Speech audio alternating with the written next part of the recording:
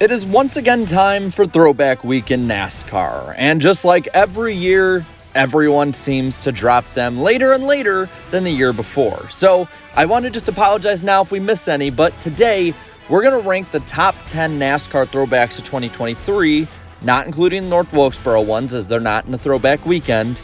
And if I miss any, I'm sorry. There's a lot of good ones this year. So let's get right into the video. At number 10, we have Joey Logano's number 22 Mark Donohue tribute. This car to me and the color scheme and everything about it is, in my opinion, the way that throwbacks are supposed to be. Something completely different from what is normally run by the driver themselves, in this case, Joey Logano, and the normally yellow and red Pennzoil car, now being a red, white, and blue car. The color scheme is right dead on, and they even changed the font of the number as well as the sponsor font to fit the old car. It works well, and I think that what it also does is works in a way that would be a throwback even for a younger fan. For instance, if you're a little kid, you're not going to know about stuff maybe pre-2014, 2012, the way that a lot of other older fans will. But your brain will see right away that this kind of old font and simple paint scheme is definitely an older car, so it should really fit well for everyone to understand this is probably the most throwbacky throwback car of the year. At number 9 is Noah Gragson's number 42 tribute to Jimmie Johnson's 2014 Coke 600 winning car. Now, red, white, and blue cars in NASCAR, as we've seen so far, have been a staple. But this one was a series of cars that Jimmie had in this race known as the Power of Pride Tribute Series, and this was one of the best. This was also the car that Jimmie won his last Coke 600 in, and while many might say, yeah, this is a little too close to the present, you also got to remember that 2014 was almost a decade ago. Trust me, as somebody who remembers it vividly, it still feels weird to say that. Well, the sponsor is not the same. It is a nice touch that the 42s have been made neon yellow like Jimmie's 48s, and the scheme honestly looks really good. Plus, I gotta say, any respect to Jimmie, because I think he's one of the most disrespected greats of all time, is a welcome change for me. At number 8 is Lawless Allen's number 45 truck, a tribute to the late Adam Petty. Now, I immediately love this for respecting Adam Petty, as he's one of the biggest what-if questions in NASCAR history and made a huge impact on NASCAR both off the track and on the track in different ways. And his scheme is one of the most unique ever, with the red, the blue, yellow, and of course the green in the middle with the yellow 45s. I think that this is a perfect scheme to do in the Truck Series, as we wouldn't normally see this as a truck. So I like how accurate and colorful it is, as well as the initiative that this team took to honestly do something different.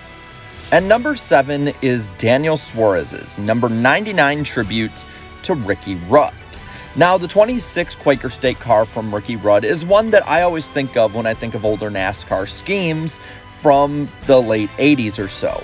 And this scheme throwback that it's being run is almost completely dead on. Now, maybe the render is a little off by what they showed, so the green might be a little tinted off, but if it's different at the track, I also wouldn't be surprised. They have the same sponsor with the same logos and even the same areas cut off that the car usually had cut off due to the rear wheel well. At number 6 is Brett Moffitt's number 25 tribute to Tim Richmond. This car is another one that is almost dead on. Yes, the 25 might not be exactly the same, but that's more to NASCAR regulations nowadays than them getting it wrong. And it is still pretty darn good. The color scheme is almost completely dead on, and you only really need to nitpick if you want to find something off, maybe with the spoiler, for instance. The front of the car, also with the sponsorship and on the side, tries to fit as well as it can with the Folgers font at the time. So I think that this one is pretty darn good. Plus, in my opinion, I don't think we get enough respect given to Tim Richmond for just how short of a time he was in NASCAR. The car is almost completely accurate, and like I said, everything else about it really screams throwback. So I love this one as number 6. At number 5, we have Ryan Ellis's throwback to Kevin Harvick's 2005 Quicksilver scheme. This scheme is a bit of an inversion off of his normal good wrench scheme at the time, but is a damn good looking one as well. And it's incredibly accurate. Alpha Prime has been really good at these throwbacks being really accurate and has kind of flown under the radar in doing so.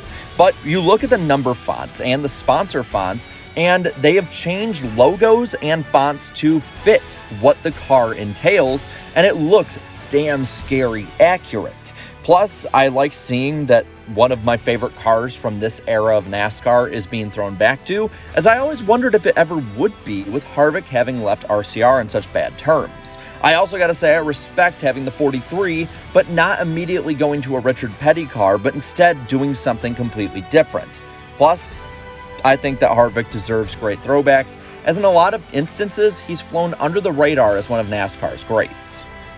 At number 4 is Eric Almarola's number 10 tribute to Dale Earnhardt Jr.'s 2001 Daytona winning car that is oh so famous. Now, people do forget this scheme was also not just ran at Daytona, but also in the All-Star race that year.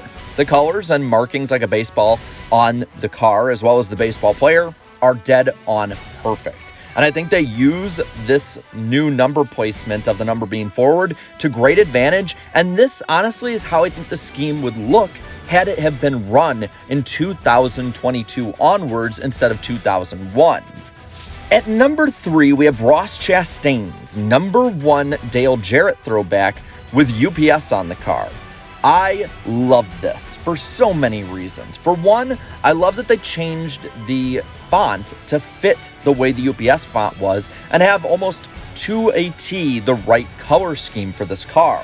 I love that they brought UPS back, even if it's for a one-off, as it fits the car having been the sponsor of the one they're throwing it back to. I love the fact that it's a great scheme, per usual by Trackhouse, and what I love as a personal instigator is that it adds fuel to the fire of the Ross Chastain-Denny Hamlin rivalry, as now we have UPS versus FedEx, and we could possibly see UPS and FedEx cars fighting against each other for the win in a throwback race. I love it, and I hope UPS has a few more races after this, and this isn't just a one-off for good. At number 2 is the number 2 Xfinity car of Sheldon Creed, who's running a throwback again to Kevin Harvick. And this one is the best of the best when it comes to Kevin Harvick throwback schemes, in my opinion, as it's run by the team that had that car to begin with. The number 2 AC Delco car was definitely a famous one for Harvick and was really the kickoff point for his competitive career with RCR. Now, while not having AC Delco, having Whelan on board, in my opinion, make the scheme really look good. It is about the best of the best you can get. It fits the sponsorship you have now, and it is dead on. Plus, I love the fact that Richard Childress and Kevin Harvick have come together on something like this and pay respect to all that Harvick has done for both the sport and the team itself. And at number 1, we have Chase Elliott's number 9 tribute to his father, Bill Elliott. Now, I'm somebody who's a sucker for schemes that were around when I was a kid. And this 2003 scheme for me is very, very nostalgic. Now, while I grew up mostly or completely during the Casey Kane era in this car was in NASCAR games that I loved. So from going to seeing it just in replays or on a screen to now being able to see it in person when I go to Darlington is something that I never thought would ever be possible. But that's just me as a fan looking at it. When you look at the stories behind this, you have Elliot, who is running his father's late career resurgence car with the font being exactly the same, as I would imagine Ray Evernham would be okay with Hendrick having, and also the color scheme being so basic but simply great at the same time. While Lumar was not the sponsor, I don't think they had any shot at getting Dodge back, and Lumar fits the door really well without taking anything away from the scheme, in my opinion. Plus, I absolutely love father-son tributes in NASCAR, so anything that keeps that family tie and line going over time, I am going to be all for. Now with that, I want to pass this on to you and ask, what are your favorite throwbacks that have ever been run? Let me know down in the comments below. While you're at it, leave a like on this video, share this video, and subscribe to my channel for more great NASCAR content. Thank you so much to all my channel members for your continued support. And until next time, have a good one.